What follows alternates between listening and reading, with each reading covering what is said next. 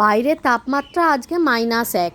রাত্রে ডিনারে একটুখানি ঠিক করেছি পাস্তা বানাবো, তাই সব রকম সবজি কেটে নিয়েছি। আগে কড়াইতে কুমড়ো আর কসিয়েরটা ভাজতে তুলে দিয়েছি। কুমড়ো নয়, এটা বাটারনাট স্কোয়াশ, তবে কাটার পরে দেখতে এবং স্বাদে পুরোপুরি কুমড়োর মতন। এইটা হচ্ছে কসিয়েট, শশার চেয়ে একটু বড় দেখতে, সামনের মুখটা শশার মতোই ফেলে দিতে হয়। তারপর আমি টুকরো টুকরো করে কেটে নিয়েছি। এটা পাস্তাতে দিলে সবজিগুলো খাওয়া হয় আর খুব সুন্দরও লাগে খেতে।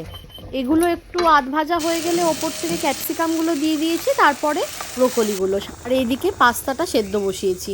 আর একটা কড়াইতে ওই অনেকটা পরিমাণ রসুন কুচি আর পেঁয়াজ দিয়ে ভাজছি। আর এটা হচ্ছে ক্রিম চিজ। এদেশে এসে দেখি লোকে নানান রকম চিজ রান্নাতে খুব সুন্দর করে ব্যবহার করে।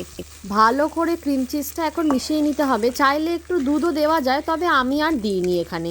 তার ওপর থেকে সবজি ভাজাগুলো দিচ্ছি। এতে সবজিগুলো একটু ক্রাঞ্চিও থাকে আর সবজির রঙটাও নষ্ট হয় না। ওপর থেকে এখন গোলমরিচ দিয়ে দিলাম। ব্যাস, তাহলেই আমাদের পাস্তা এখন রেডি।